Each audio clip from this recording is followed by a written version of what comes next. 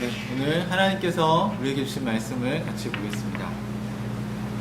누가복음 2장 8절부터 20절에 있는 말씀을 우리 같이 보도록 하겠습니다. 네, 신약성경 누가복음 2장 8절부터 20절까지의 말씀을 우리 같이 보도록 하겠습니다. 제가 가진 성경은 79쪽에 있습니다.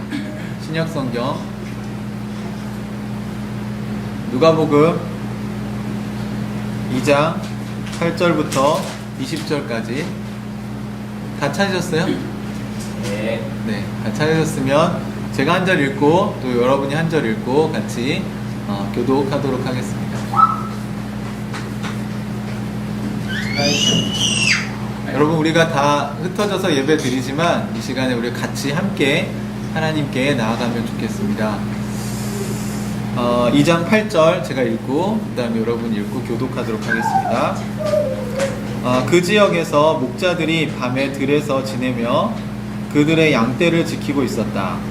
그런데 주님의 한 천사가 그들에게 나타나고 주님의 영광이 그들을 두루 비추니 그들은 몹시 두려워하였다. 천사가 그들에게 말하였다. 두려워하지 말아라. 나는 온 백성에게 큰 기쁨이 될 소식을 너희에게 전하여 준다. 오늘 다윗의 동네에서 너희에게 구주가 나섰으니 그는 곧 그리스도 주님이시다. 너희는 한 갓난 아기가 포대기에 쌓여 구유에 뉘어 있는 것을 볼 터인데 이것이 너희에게 주는 표징이다. 갑자기 그 천사와 더불어 많은 하늘 군대가 나타나서 하나님을 찬양하여 말하였다. 더없이 높은 곳에서는 하나님께 영광이요 땅에서는 주님께서 좋아하시는 사람들에게 평화로다. 천사들이 목자들에게서 떠나 하늘로 올라간 뒤에 목자들이 서로 말하였다. 베들레헴으로 가서 주님께서 우리에게 알려주신 바 일어난 그 일을 봅시다. 그리고 그들은 급히 달려가서 마리아와 요셉과 구유에 누워있는 아기를 찾아냈다. 그들은 그것을 보고 나서 이 아이에 관하여 자기들이 들은 말을 사람들에게 알려주었다. 이것을 들은 사람들은 모두 목자들이 그들에게 전하여 준 말을 이상히 여겼다. 마리아는 이 모든 말을 고이 간직하고 마음속에 곰곰이 되새겼다. 같이 읽읍시다. 목자들은 자기들이 듣고 본 모든 일이 자기들에게 일러주신 그대로임을 알고 돌아가면서 하나님께 영광을 돌리며 그를 찬미하였다. 아멘.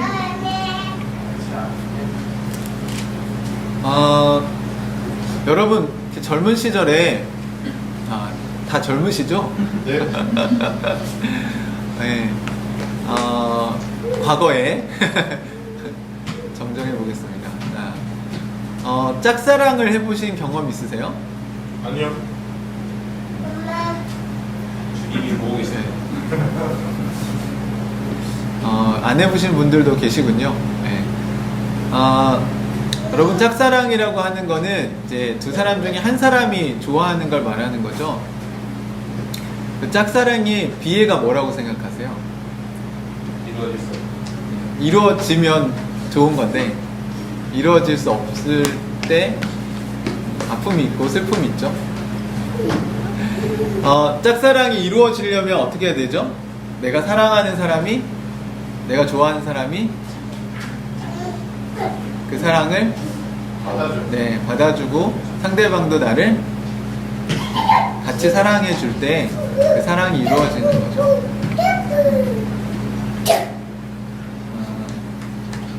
저는 우리가 신앙생활을 하면서 이렇게 혼자만 좋아하는 그런 신앙생활을, 짝사랑을 하는 신앙생활을 하는 사람들이 많이 있지 않은가라는 생각을 해보게 됩니다. 우리가 흔히 말하는 그런 구원파적인 믿음이라고 하는 게 구원의 확신을 본인 혼자서 하는 거죠. 그러니까 나는 구원을 받았다고 확신하는 거예요. 그래서 어떻게 그걸 확신하냐고 물어보면 내가 구원받았다는 걸 확신하는 것을 확신한다고 얘기를 합니다. 내가 예수님을 확실히 믿고 있기 때문에 나는 구원을 받았다고 이야기를 하는 것이죠.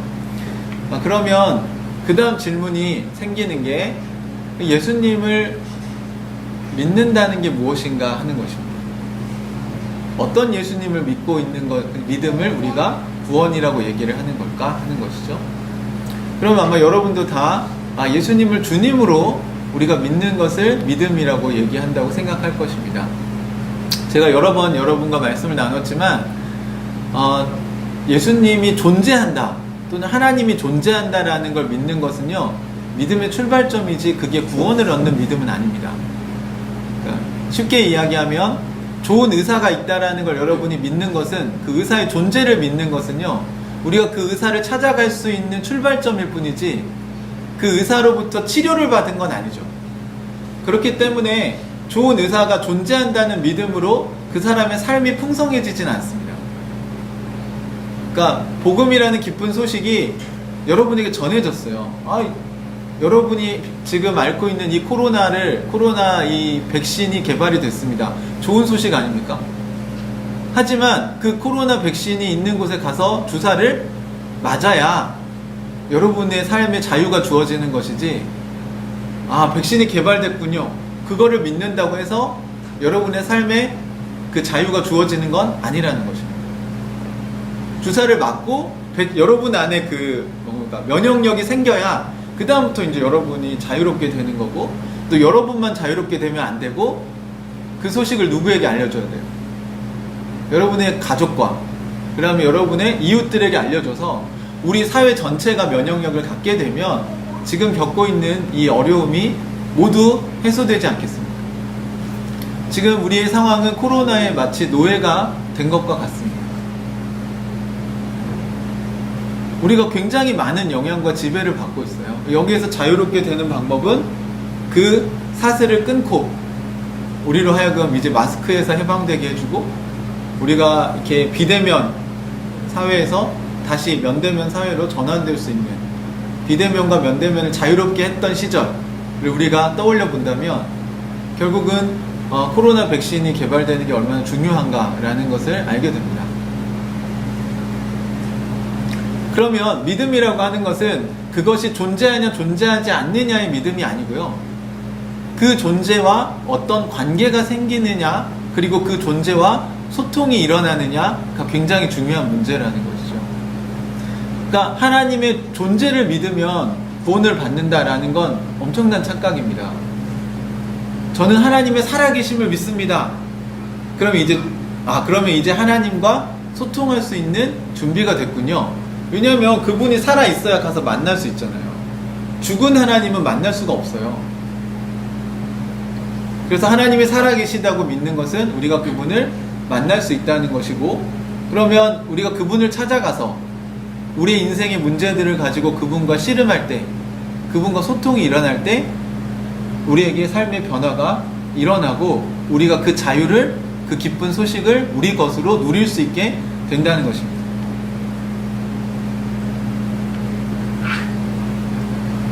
그런 측면에서 많은 성도들이 자신은 하나님을 사랑한다고 말하지만 구원의 확신은 나 혼자만 사랑하는 게 아니라 하나님이 우리를 보실 때도 사랑하시는가 하는 것이죠.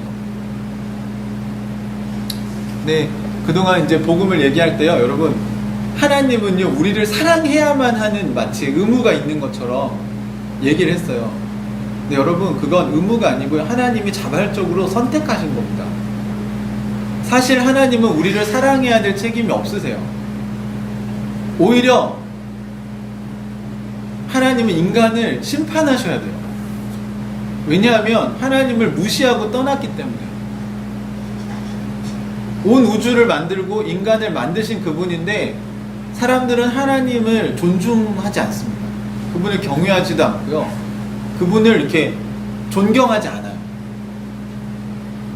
오히려 많은 사람들은 하나님을 무시합니다.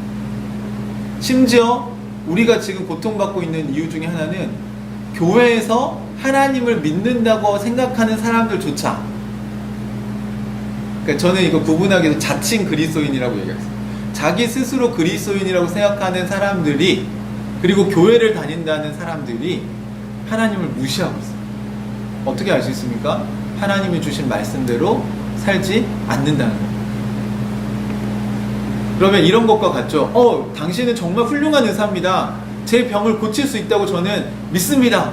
정말 당신 같은 의사는 없습니다. 저는 당신을 정말 믿습니다. 이렇게 해서 그래요. 그 의사가 그 사람에게 그러면 병을 고치시려면 자 이렇게 하셔야 됩니다 라고 처방전을 줬어요. 그런데 그 처방전대로 아무것도 하지 않는 거예요. 그러면서 이렇게 얘기합니다. 당신은 정말 훌륭한 의사입니다. 당신은 제 병을 고칠 수 있다고 믿습니다. 의사가 그에게 그러면 아침에 일어나면 물을 한 컵 마시는 습관을 꼭 가지십시오. 그러면 당신의 병이 낫습니다. 너무 쉬운 건데 아침에 물 한 잔 마시는 것도 하지 않습니다.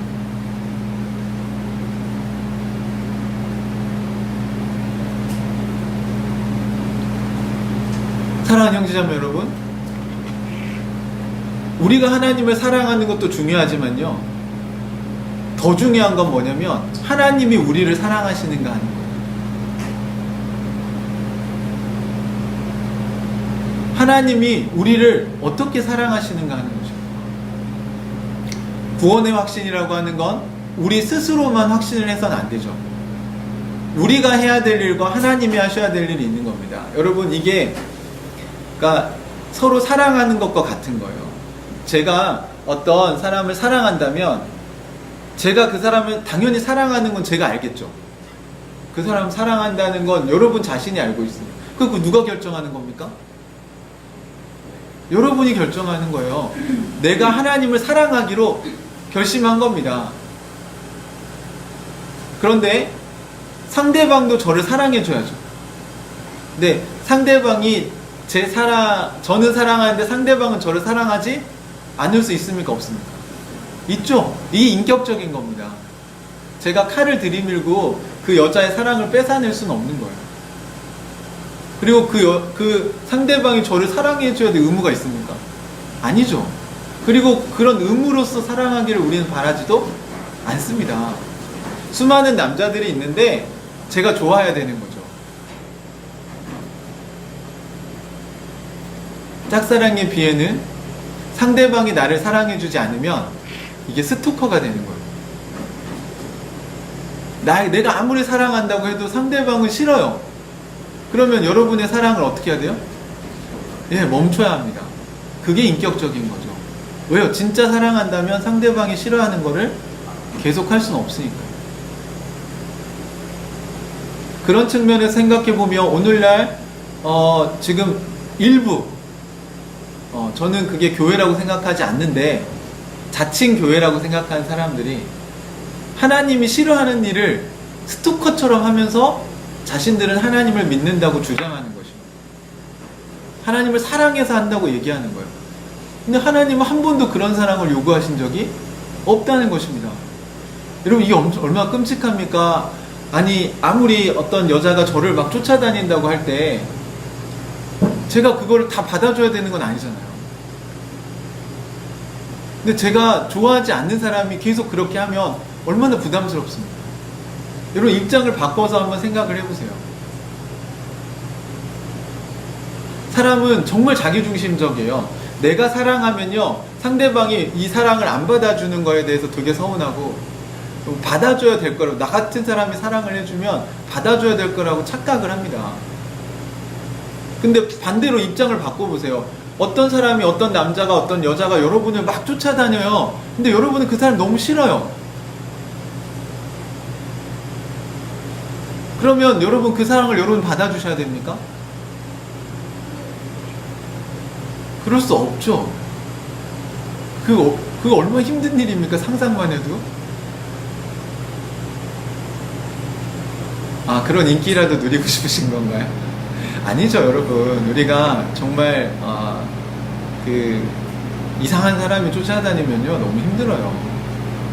그리고 비인격적이고 막무가내로 들이대면 우리의 삶에 문제가, 우리 일상이 깨지잖아요. 그러니까 스토커들이 일으키는 문제라는 건 굉장히 심각한 겁니다. 그들은 사랑이라고 주장하지만 그건 사랑이 아니죠. 오늘 성경에 아주 놀라운 표현이 하나 있습니다. 아마 크리스마스 때 여러분이 굉장히 많이 들었던 성경 구절일 텐데 오늘 본문의 14절에 있는 말씀을 우리 같이 한번 다시 읽어보겠습니다. 자, 14절 말씀 한번 찾아보시겠어요?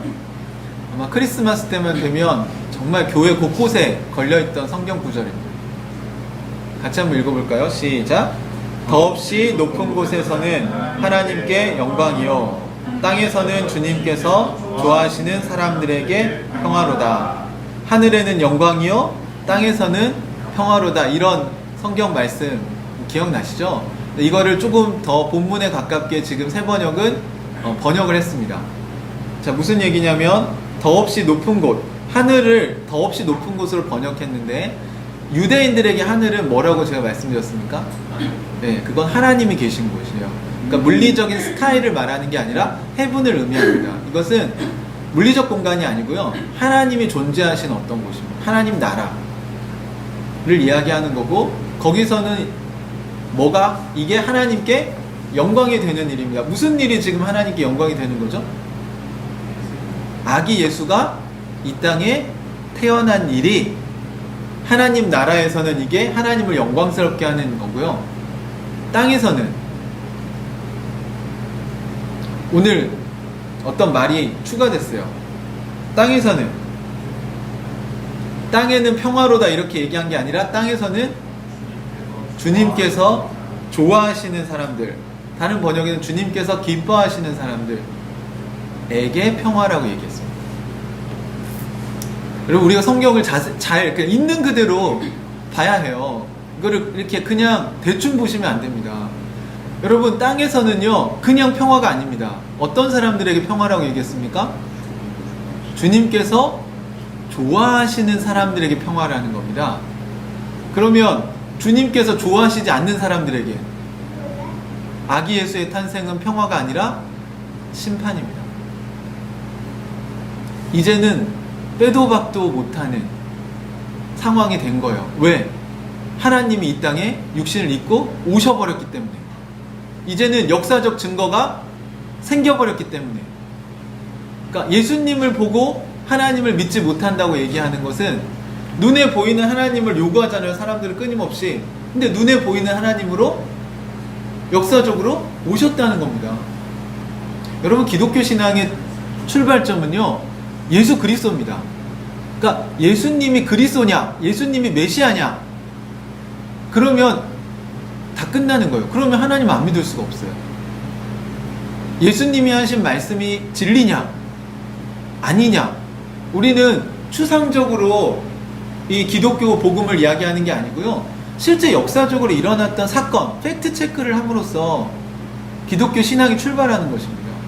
그래서 예수님은 기독교라는 커다란 집에 들어가는 마치 문과 같습니다.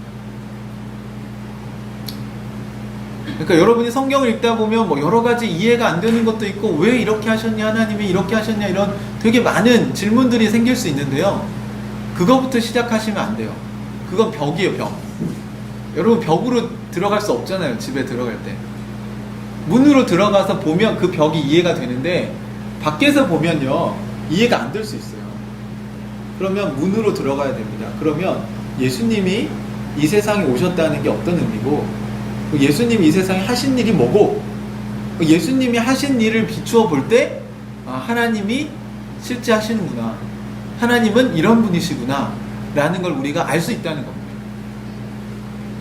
이게 출발점이에요. 그러니까 여기로 안 들어가면 다 막힙니다. 예수님이 이 땅에 오셨다는 건 주님이 좋아하는 사람들에게, 좋아하시는 사람들에게 평화인 것이지, 주님을 좋아하지 않고 주님이 좋아하시지 않는 사람들에게 결코 평화가 아닙니다. 저희가 성경을 다 찾아보진 않겠지만 여러분 신약성경 읽다 보면 이런 말씀 보셨을 거예요. 예수님이 나를 믿는, 나를 따르는 사람들에겐 예수님 반석이고 디딤돌이지만 예수님을 따르지 않는 사람들에게 거치는 돌, 다시 걸려 넘어지는 돌이 될 거라고 얘기하십니다. 분명 예수님은 모퉁이 돌이시죠. 하지만 예수님을 믿고 예수님의 말씀대로 살기를 원하는 사람들에게 예수님이 그들의 삶을 지탱해주는 근간이 되지만, 예수님을 따르지 않는 사람들은 걸림돌이라는 거예요. 계속 걸려 넘어집니다. 자기 인생에서 예수 그리스도가 계속 인생을 걸고 넘어지는 그런 존재처럼 느껴지는 거예요.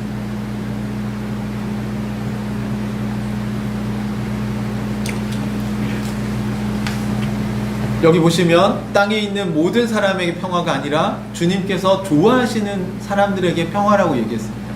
다시 말하면 주님도 우리의 사랑에 대해서 반응하실 자유가 있으시다는 거예요.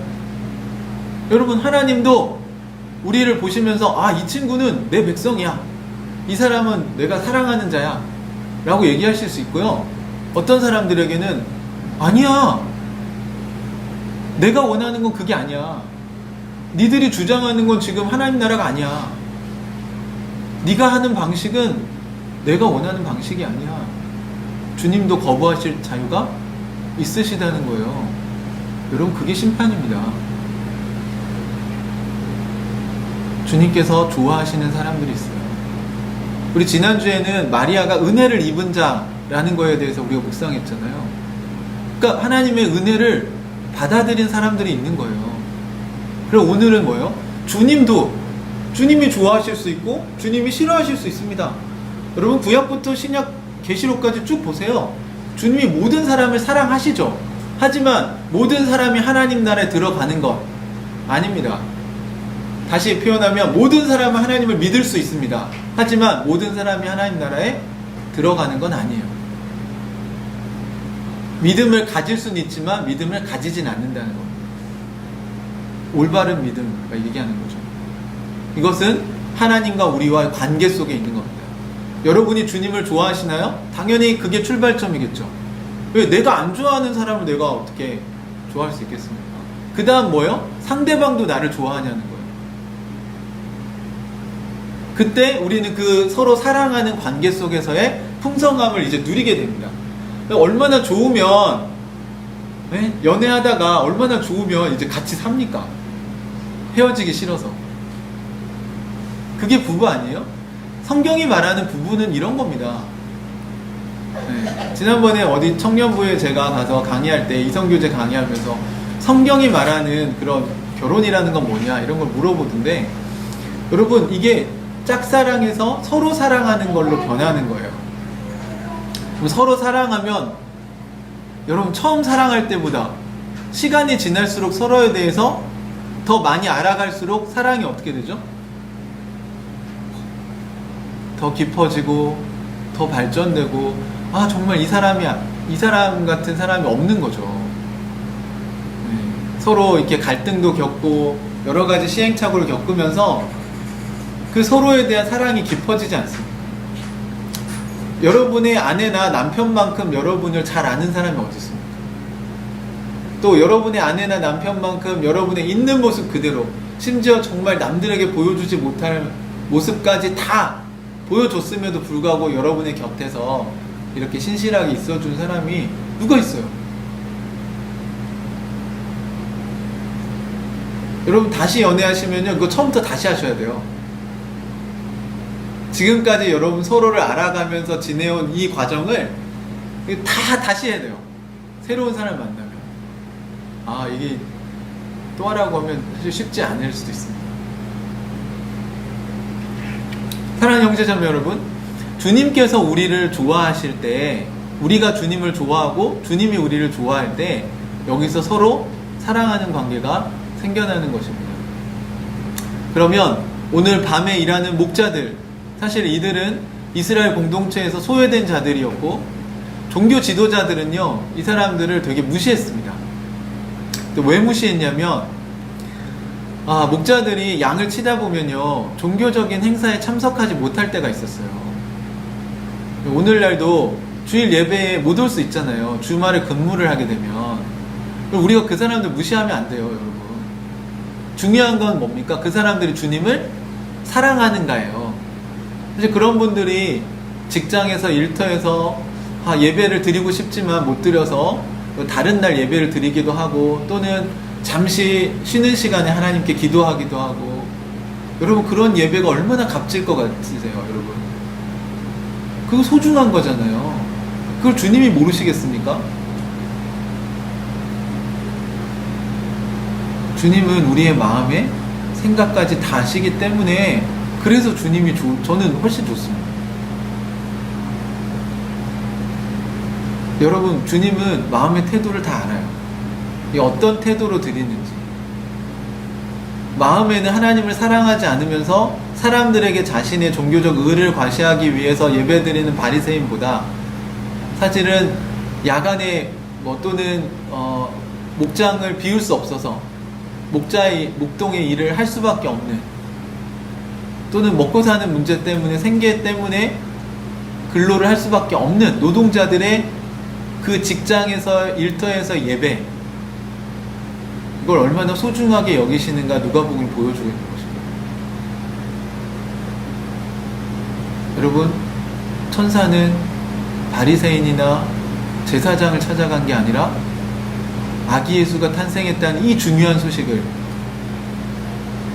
야간 알바를 하고 있는 목자들에게 갔습니다.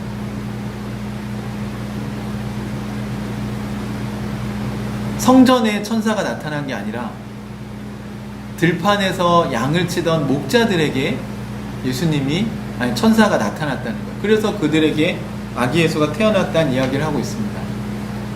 이들이 누구입니까? 주님께서 좋아하시는 사람들입니다.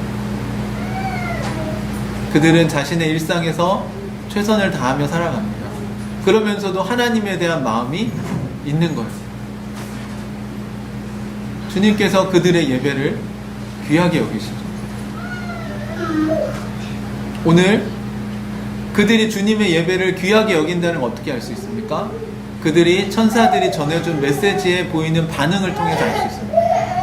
어떤 사람들은 예배 못 드리는 걸 막 정당화하는 사람들이 있어요. 실제로는 예배에 마음이 없으면서 본인이 먹고 사는 것 때문에 어쩔 수 없이 사실 가게 문을 닫아도 되는데 열면서 어쩔 수 없다고 이야기하는 사람들이 있습니다. 알 수가 없죠. 사람으로서는 사실. 제가 어떻게 알겠습니까? 그 마음을. 하지만 주님은 아신다는 거예요. 그래서 여기서 얘기했잖아요. 주님께서 좋아하는 사람들이 있다. 이 목자들을 한번 보십시오. 천사들이 목자들에게서 떠나간 다음에 어떻게 했는지 한번 15절을 우리 한번 읽어봅시다. 15절. 이들이 드디어 말씀을 들었어요. 천사를 통해서. 이 메시지를 듣고 나서 어떤 반응을 보였는가가 주님께서 좋아하시는 사람들의 특징이라는 거죠. 자, 보시면 15절 같이 읽어볼까요? 시작. 천사들이 목자들에게서 떠나 하늘로 올라간 뒤에 목자들이 서로 말하였다. 베들레헴으로 가서 주님께서 우리에게 알려주신 바 일어난 그 일을 봅시다. 자, 이 공동체를 보십시오. 목자들이 종교 지도자들 아니잖아요. 굉장히 종교적인 삶을 사는 사람들이 아니잖아요. 하지만 이들이 천사들에게 말씀을 듣고 나니까 어떻게 됐습니까? 그 말씀이 우리에게 알려주신 바대로 되었는지 그걸 알아보고자 그들이 일어납니다.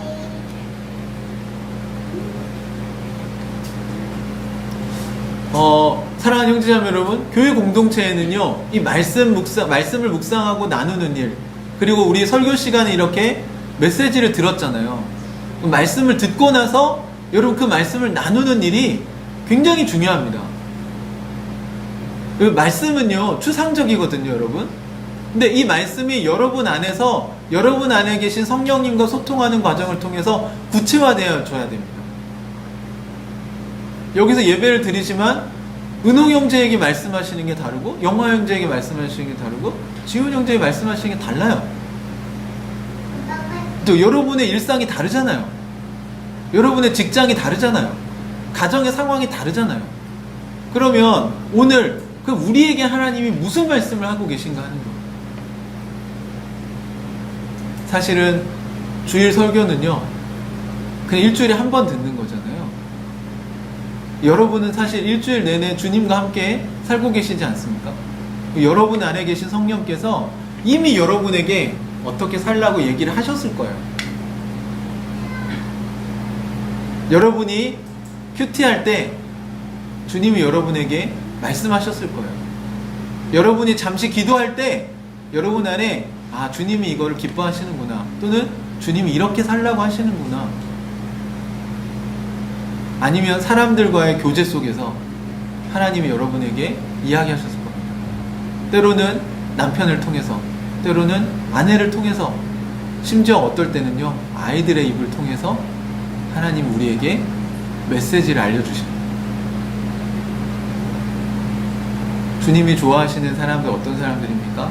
그 메시지를 알아듣는 사람들이죠. 소통이 일어난다는 건요, 아, 이거 하나님 나한테 하신 얘기구나. 우리가 영적으로 무감각해지면요, 하나님이 나에게 뭐라고 말씀하시는지를 분별을 못합니다. 여러분, 좋아하는 사람이 여러분에게 문자 메시지 보내면 그 문자 읽어요, 안 읽어요? 되게 빨리 보시지 않아요? 그리고 이게 무슨 내용인가 이해하려고 하시지 않습니까? 그리고 그것이 이해되면 그 다음 어떻게 하시죠? 거기에 대한 답을 하시죠. 그게 좋아하는 사람의 당연한 거 아닙니까, 이게? 근데 내가 별로 관심 없는 사람이 문자 보내면, 네. 읽는 것도 천천히 읽고 나서도 뭐 대답을 할까 말까, 이렇게 되는 거죠. 여기 보면 이 목자들이 하나님에게 받은 메시지를 받은 다음에 어떤 반응을 보였는가 보세요. 아, 우리에게 말씀해 주신 그 말씀이 정말인가? 아, 이거 확인해야 되겠다. 자, 그러면 여러분 어떻게 해야 이게 확인이 될까요? 16절 한번 보시겠습니다. 같이 읽어볼까요? 시작. 그리고 16절 시작. 그리고 그들은 급히 달려가서 마리아와 요셉과 구유에 누워있는 아기를 찾아냈다. 여러분, 여기에 두 가지 동사가 표현되어져 있는데요, 16절에 보시면 그리고 그들은 어떻게 했다고요? 급히 달려갔다고요. 그리고 마지막에 누워있는 아기를 찾아냈다고요. 여기 보시면 무슨 메시지를 이들이 들었냐면, 어떤 설교를 들었냐면 12절에 너희는 한 갓난아기가 포대기에 쌓여 구유에 누워있는 것을 볼 테인데 이것이 너희에게 주시는 표징이다, 사인이라는 거죠. 자, 그럼 뭐냐면 지금 이 다윗의 동네 베들레헴에 아기가 하나 태어났는데, 자, 내가 메시아가 태어났다고 한 증거가 뭐냐면 구유에 누워있을 거라는 거예요. 이거 흔한 게 아니죠. 그러니까 예를 들면 우리나라는 소를 많이 키웠으니까 외양간에 소 여물을 주는 소 밥그릇에 아기가 거기 있을 거라는 거예요. 여기 이제 말을 키우기도 했으니까 소나 말을 키우는 그 외양간의 구유, 밥을 주는 그 밥그릇에 아기가 있을 것이다. 포대기에 쌓여서 갓난아기가 있을 건데, 이게 내가 지금 너희들에게 전한 말씀이 실제로 이루어졌다라는 표시, 사인이다. 그러면 뭘 찾아야 됩니까? 구유에 있는 갓난아기를 찾아야죠. 이게 일상적으로 있는 일인가요? 아니에요.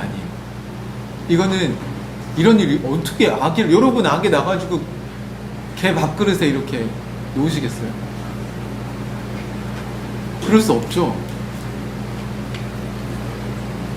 그래서 이 사람들은 뭘 찾아야 돼요? 구유에 있는 아기를 찾아야 돼요. 그런데 우리 그러니까 뭐 영화나 이런 거 보면 막 그 예수님 태어난 마구간 위에 큰 별이 막 비추고 있어서 쉽게 이렇게 찾을 수 있도록 되어 있잖아요. 근데 저는 성경을 보니까 그건 아닌 것 같아요. 왜냐면 그랬으면 이 사람들이 찾는 게 쉬웠어요. 막 흩어져서 이걸 찾을 필요가 없어. 그냥 딱 봐도 저기야. 저기 별이 딱 빛나고 있네. 근데 아니었어요. 여기 성경에 보시면요, 찾아냈다라는 이 표현은요, 목자들이 가서 마을 집집마다 이거를 확인한 거예요. 구유, 마구간에 가서 구유에 아기가 있는지. 아기 예수님은 그냥 초라한 모습으로 오셨습니다. 그냥 평범한 아기로 오셨어요. 그림에 있는 것처럼 여기에 무슨 빛나는 막 광채가 있고 그러지 않았어요. 성경에는 원래 그렇게 기록되어 있습니다. 볼품도 없고 흠모할 것도 없고. 오히려 일반 사람들보다 더 낮은 곳에 마국간의 구유에 태어나셨어요. 그 목자들은 베들레헴이라는 동네가 아주 큰 동네는 아니었기 때문에 그들은 집집마다 다니면서 그 정도의 수고는 했다는 것입니다. 그러면서 결국 아기를 찾아내죠. 주님이 좋아하시는 사람들의 모습이 어떻습니까? 말씀을 듣고 잊어버리는 사람들이 아니라는 겁니다. 그들은 그 말씀이 실제로 이루어지는 것을 보기 위해서 애를 쓴다는 겁니다. 여러분, 이런 성경 구절은요, 사실 곳곳에 있습니다. 여러분이 아는 성경 구절만 해도 엄청나게 많아요. 네. 산상수훈이 끝날 때 예수님이 뭐라고 하셨습니까? 반석 위에 지은 집은 내 말을 듣고 행하는 사람들이다. 주여 주여 하는 자마다 천국에 다 들어갈 게 아니라 내 말을 듣고 아버지의 뜻대로 행하는 자들이 천국에 들어간다. 네 가지 씨 뿌린 밭에, 네 가지 밭에 비유해서 마지막에도 좋은 밭에 떨어진 씨앗이 말씀인데, 그 이미 예수님이 다 풀어주신 거죠. 근데 이 사람들은 말씀을 듣고 그걸 인내해서 그걸 지켜서 열매를 맺는 사람들이라고 얘기합니다. 여러분, 이것이 주님이 좋아하시는 사람들의 특징이에요. 그러니까 사실은 그 사람들이 그렇게 하는 이유는 먼저 주님이 좋으니까 그렇게 하는 거예요. 주님이 좋기 때문에, 주님을 신뢰하기 때문에 그렇게 하는 거죠. 이들이 천사들이 들은 이야기가 별거 아니네 이렇게 들었으면 찾으러 갔겠습니까? 또 천사가 해준 이야기가 에이, 구유에 어떻게 아기가 있을 수 있어? 말이 돼? 어떻게 소중한 아기를 그 마구간에다 놔? 했으면 찾았을까요? 아니죠. 여러분, 이것은 제가 초기 설교를 처음 시작할 때 들어드린 비유와 똑같습니다. 아주 훌륭한 의사가 있습니다. 그 의사를 찾아갔어요. 그 의사가 어떤 처방전과 당신의 병을 고치려면 이런 운동을 하시면 됩니다 라고 얘기를 해줬습니다. 믿으면, 그 의사를 정말 좋아하고 신뢰하면 어떻게 할까요? 귀찮아도 그걸 하겠죠. 아침에 물 한 잔 마시는 게 귀찮아도 그걸 기억하고 하겠죠. 하지만 그 말을 중요하다고 생각하지 않고 에이, 그렇게 한다고 내 병이 낫겠어? 라고 생각하면, 그 말을 무시하면 안 하는 거예요. 그 의사를 무시하지 않는다고 얘기할지 몰라도 사실 그 의사가 한 이야기를 무시하는 건 그 의사를 무시하는 것과 같습니다. 그리고 결정적으로 본인에게도 아무런 유익이 없다라는 거예요. 제가 어떤 한의원에 갔는데요, 그 한의원에서는 되게 특이한 걸 권하더라고요. 그게 뭐냐면 그 한 5cm 정도 두꺼운 책이나 나무 토막 있잖아요. 그런 걸 놓고 발 앞부분을 거기에 걸치고 이렇게 발 뒤꿈치는 땅에 대고 이렇게 비스듬히 두 발로 이렇게 서 있는 훈련을 하라고 하시더라고요. 그런 시간을 최소 10분 또는 뭐 20분 이렇게 하라는 거예요. 근데 그렇게 하면 자세가 교정된다는 겁니다. 제가 해보니까 이게 되게 힘들어요. 제가 몇 번 하다가 지금 안 하고 있습니다. 근데 그러면 이 처방전대로 제가 효과를 보고 있을까요? 이거 돈 드는 거 아니잖아요. 그리고 누구나 할 수 있는 거잖아요. 그렇죠? 하지만 하지 않으면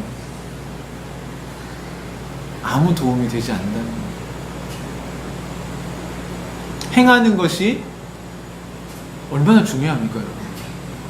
여러분이 하나님을 사랑한다고 말하지만 진짜 하나님을 신뢰하고 하나님을 좋아한다면 그분의 말씀대로 살아가려고 애를 쓸 거예요. 근데 그게 여러분 부담이 돼서 그런 게 아니라요, 하면서 여러분이 기쁨을 느낍니다.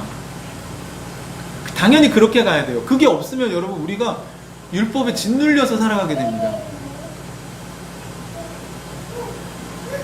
제가 저희 딸하고 지금 일주일에 한 번씩 산에 가거든요. 토요일날 오전에 은유랑 그냥 한 30분 정도 산에 올라갑니다. 이제 지금 한 몇 주 누적되니까요, 은유가 이게 효과가 있다고 얘기를 하더라고요. 그러니까 효과는 있는데 하기는 싫을 수 있죠. 그 옆에서 도와주는 사람이 필요한 거죠. 그게 공동체 아닙니까? 이 목자들이 혼자 하는 것보다 같이 했기 때문에 어쩌면 이 일을 할 수 있었을지도 모르겠어요. 그리고 나서 17절에 보시면 그들은 이것을 보고 나서 이 아기에 관하여 자기들이 들은 말을 어떻게 했습니까? 사람들에게 알려줬어요. 그들은 급히 달려가서 마리아와 요셉과 구유에 놓여있는 아기를 찾아냈고요. 그걸 찾아내자마자 오! 하고 끝낸 게 아니라 자신이 들었던 말씀을 그들에게 전해줍니다. 우리가 여기까지 왜 오게 됐냐면요, 사실은 우리가 하나님 천사를 보내서 하나님 우리에게 이런 메시지를 주셨습니다. 메시아가 태어날 건데 그 표시가 이거라고 했는데 우리가 이거를 여러분에게 전해준 것입니다. 네, 마리아가 아기를 낳는데 막 아기가 빛이 나고 막 천사들이 나팔 불고 그랬으면 메시아인 거 확실히 알겠죠. 그런데 여러분, 아기 예수가 메시아라는 거를 마태복음에선 동방박사들이 찾아와서 얘기를 했고요. 오늘 여기서는요, 목자들이 찾아와서 자신들이 들었던 말씀, 자신들이 경험한 하나님의 은혜를 나누어 줌으로써 그것을 알게 됐다는 거예요. 여러분, 오늘 요즘 우리가 공동체 위해서 기도합니다. 한 지체 한 지체를 놓고 저도 기도하는데 그 기도가 응답되었는지 또는 어떻게 이루어졌는지를 알 수가 없어요. 어떤 지체가 자신의 삶에 이루어진 것을 간증해 주었을 때, 알려주었을 때, 아, 저에게 이런 일이 일어났습니다 라고 얘기해 줄 때 우리는 아, 우리의 기도에 하나님이 응답하셨구나 라는 것을 확인하게 되는 것입니다. 물론 응답은 꼭 예스로만 오지는 않습니다. 하지만 하나님이 하신 일에 대해서 우리가 어떤 것은 확인할 수 있습니다. 사랑하는 형제자매 여러분, 오늘 이 목자들의 모습 속에서 우리는 주님이 좋아하시는 사람들이 어떤 사람들인지 알 수 있습니다. 이것을 함으로써 주님이 좋아하시는 게 아니고요, 주님을 좋아하기 때문에 이렇게 하게 된다는 거예요. 여러분, 이거 되게 중요합니다. 사실 주님은 우리를 사랑하고 싶어 하시잖아요. 그렇죠? 사실 우리가 주님을 사랑한다면 우리가 어떤 모습을 보이게 될까? 그리고 주님도 그 사랑을 선택할 수 있는 권한이 있다는 사실을 여러분 기억하셔야 됩니다. 여기 보면 18절에 이것을 들은 사람들, 목자들이 이야기한 걸 들은 사람들은 모두 목자들이 그들에게 전하여 준 말을 이상히 여겼다. 뭐지? 이상히 여기는 사람들이 있었어요? 그런데 마리아는 이 모든 말을 고이 간직하고 마음속에 곰곰이 새겼다고 얘기합니다. 마음속에 곰곰이 되새긴 거예요. 왜 주님이 이 얘기를 나한테 하셨을까? 왜 저 목자들이 와서 이런 이야기를 하는 걸까? 어떤 사람들은요, 이상하네, 이러고 끝났어요. 하지만 마리아는 그걸 곰곰이 되새겼다는 겁니다. 여러분, 주님을 좋아하고 주님이 좋아하시는 사람들은 하나님의 말씀을 곰곰이 되새겨봅니다. 사도행전에 보면 베레아 사람들은 아주 젠틀했어요. 신사적이어서 어떻게 했냐면 바울이 전한 이야기를 정말 그러한가 생각해 봤다는 거예요. 왜? 관심이 있으니까. 이게 무슨 뜻일까? 아, 이게 이런 뜻이구나 라는 게 이해될 때까지 그걸 곰곰이 되새겨 보았다는 것입니다. 오늘 마리아도 그랬다는 거예요. 목자들이 왜 이런 이야기를 할까? 저 사람들이 이상한 얘기를 하네? 진짜 천사를 본 게 맞을까? 왜 천사는 이런 이야기를 했을까? 그럼 마리아는 자신에게 천사가 전해준 이야기, 엘리사벳과 나눈 이야기, 그리고 본인이 아이를 낳게 된 이야기, 또 베들레헴이란 곳에서 자기가 낳게 됐고, 원래 사는 지역은 여기가 아니잖아요. 그리고 목자들이 와서 한 이야기, 동방박사들이 와서 한 이야기, 이런 공동체적인 나눔 속에서 하나님의 뜻이 더 선명해지는 것입니다. 신앙생활은 혼자 하는 게 아니에요. 혼자 하면 헷갈려요, 여러분. 여러분이 어느 정도로 영적인 분별력이 정말 훌륭하신지 모르겠지만, 여러분, 저도요, 제가 기도하면서 하나님에게 어떤 하나님의, 이게 하나님의 뜻인가? 라고 했을 때 그게 어떻게 명확해집니까? 성경 말씀을 볼 때. 두 번째, 공동체 사람들이 똑같은 이야기를 할 때. 그리고 제 안에 이제 하나님이 주신 확신이 있을 때. 이 세 가지가 같이 가는 겁니다. 자꾸 기도하다 뭐 봤다. 볼 수 있죠. 근데 그 본 게 진짜 하나님의 뜻인지는 성경과도 배치가 되면 안 되고요. 또 공동체 사람들도 그래, 그거는 형제에게 하나님이 얘기하신 게 맞네. 여러분, 같은 성령을 가진 사람들이 다 동의할 수밖에 없어요. 여러분, 제가 아이를 키우는 사람을 보면서 이거는 형제가 너무 과잉보호하는 거예요, 이렇게 얘기했을 때 목사님도 이렇게 얘기했는데 A라는 형제도 이렇게 하고 B라는 형제도 얘기하고 C라는 형제도 얘기하면 그게 주님께서 주시는 말씀이라는 거 알아야죠. 균형을 잃은 거잖아요. 여러분, 훈수 두는 사람들은요, 이게 다 보여요. 그쵸? 진짜 신기하게 자기 문제일 때는 답이 안 보이는데 객관적으로 있는 사람이 보면 보여요. 근데 이걸 세상의 가치관으로 얘기하는 그룹의 이야기 말고 말씀을 묵상하고 하나님과 소통하는 사람들의 이야기는 일치할 수밖에 없습니다.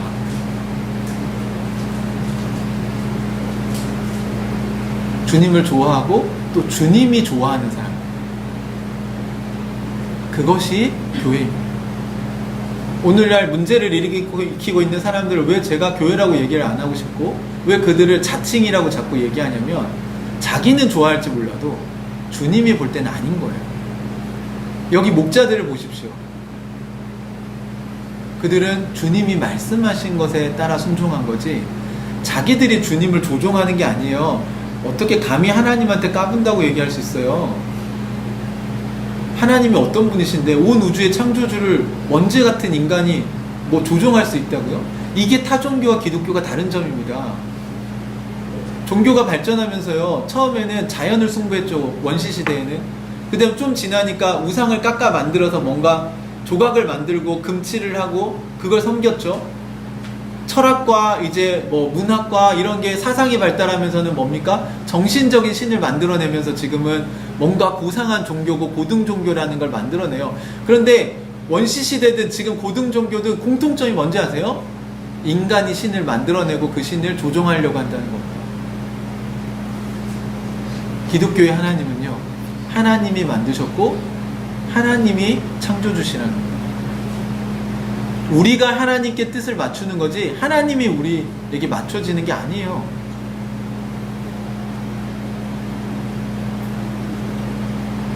하나님을 조정한다는 건 말도 안 되는 얘기입니다. 하나님과 친하다면 오히려 그분 앞에 더 겸손해져야죠. 저는 하나님과 친밀한 교제를 나누시는 분들이 하나님을 우습게 여기거나 하나님을 깎아내리는 걸 본 적이 없습니다. 그리고 제가 신앙생활을 하면 할수록요, 저는 그분의 크심 때문에 제가 더 겸손해질 수밖에 없는 것 같아요. 오히려 어줍지 않게 알 때 이렇게 까불었지, 하나님이 어떤 분이신지 알아가면 알아갈수록요, 와, 너무 크신 분이시다, 이분. 와, 이런 분이 나를 사랑해 주시다니. 여러분, 진짜 알면 알수록 겸손해집니다. 제가 축구를 초등학교 때부터 좋아했어요. 왜 그랬는지 모르겠는데, 그래서 초등학교 때부터 축구를 했으니까 지금 축구를 한 구력이 대충 한 20년 넘고 한 30년 돼갑니다. 네? 30년 넘게 축구를 했어요. 그럼 제가 축구에 대해서 좀 합니까? 네. 제가 내 축구는 뭐 이제 축구 안 해도 돼 이렇게 얘기할까요? 사실 그렇게 얘기할 만한 사람들은 사실 메시나 손흥민 같은 사람들이 뭐 그럴지 모르겠어요. 나는 뭐 축구에 대해 다 아니까 연습 같은 거 안 해도 돼. 근데 여러분, 메시나 손흥민 같은 사람들이 축구 연습합니까? 안 합니까? 그들이 축구를 몰라서 연습하는 걸까요? 축구를 좋아하지 않아서 연습하는 걸까요? 여러분, 그들은 우리보다 훨씬 더 많은 시간을 축구를 연습하지 않습니까? 우리보다 훨씬 잘하는데? 여러분 진짜 성경을 연구하다 보면은요, 성경을 찌끔하는 사람들이 성경 다 안다고 얘기하지, 성경을 진짜 깊이 연구하는 사람들은요 아직도 모르겠다고 얘기합니다. 김용구 목사님의 멘토이신 그 신약학 박사과정 가르치신 지도 교수님이 매일 지금 뭐 80이 되셔가지고도 매일 성경 신약 구절 한 구절씩 묵상하신대잖아요. 큐티를 하신대잖아요. 아니 그 정도 되시면 성경 다 아시는 거 아니에요? 여러분 말씀 묵상을 제가 해보면요, 오늘 이 본문이요 성경 연구 정말 최소 10번은 했습니다. 근데도 이번 주 설교 준비하면서 정말 놀라운 걸 또 발견하게 됩니다. 하나님이 또 저에게 깨닫게 하시는 게 있는 거예요. 주님을 좋아하는 사람들, 그리고 주님이 좋아하시는 사람들, 이것이 교회입니다. 사랑하는 형제자매 여러분, 여러분이 주님을 좋아하시는지, 또 주님께서 여러분을 좋아하시는지, 하나님만 여러분을 짝사랑하고 있는 것도 안 되고요, 또 여러분만 혼자 하나님을 좋아한다고 착각하는 것도 안 됩니다. 오늘 이 목자들의 삶을 보십시오. 그들의 일터에 천사를 보내셔서 그들로 하여금 말씀을 깨닫게 하시고, 그들은 그 말씀이 실제로 이루어지는지 급히 달려가서 결국 그 구유에 있는 아기를 찾아낼 때까지 그들은 쉬지 않았습니다. 집 한 군데 가보고 나서 이게 말씀 아니네 이렇게 하지 않았다고요. 그리고 결국은 그들은 구유에 놓인 아기를 찾아내서 자신들에게 자신이 들었던 깨달았던 말씀을 나눕니다. 그리고 그 말씀을 들은 마리아는 처음 만난 이 목자들의 이야기를 곰곰이 자신들의 마음속에 되새기게 됩니다.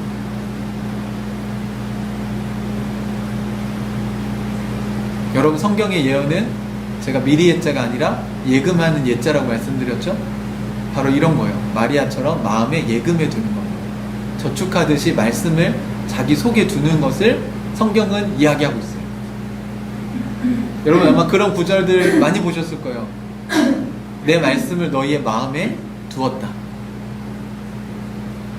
당연히 말씀을 듣고 그 말씀을 자신의 마음에 담아두는 사람들을 주님 좋아하시죠. 왜요? 주님을 존중하고 주님을 귀하게 여기는 거죠. 여러분 어떻습니까? 여러분 어떤 이야기 했을 때 여러분의 이야기를 귀담아 듣고 그 말을 귀하게 여기는 걸 좋아하지 않아요? 선생님은 아마 학생들이 그렇게 할 때 그 학생들을 좋아할 거예요. 그죠? 부모들은 자녀들이 그렇게 해줄 때 아마 자녀를 더 사랑하게 될 것입니다. 자녀들도 부모들이 자신의 이야기를 잘 들어줄 때 그 부모를 존경하게 될 거예요. 이것이 주님이 좋아하시는 사람들의 특징입니다. 사랑하는 형제자매 여러분, 우리 하늘가족 식구들 모두가 주님께서 좋아하시는 사람들이기를 원합니다. 메시아께서 이 땅에 오신 것이 여러분의 삶의 평화를 이루기를 축복합니다. 여러분이 말씀에 순종하면 여러분 부부관계의 평화가 이루어질 것이고, 부모와 자식 간의 평화가 이루어질 것이고, 그 여러분의 이웃들과의 관계의 평화가 이루어질 것입니다. 그리고 그리스도인들이 하나님의 말씀에 잘 순종한다면 이 사회에도 갈등을 종식시키고 평화를 이루어낼 수 있을 것입니다. 우리 하나님의 백성으로서 여러분 자신 안에 있는 여러분의 자아와 평화를 이루시고, 메시아 예수 그리스도로 인해서 여러분의 가정에 그리고 이웃들과의 관계 속에 평화가 이루어지는 삶을 사시길 주님의 이름으로 축복합니다. 같이 기도하겠습니다.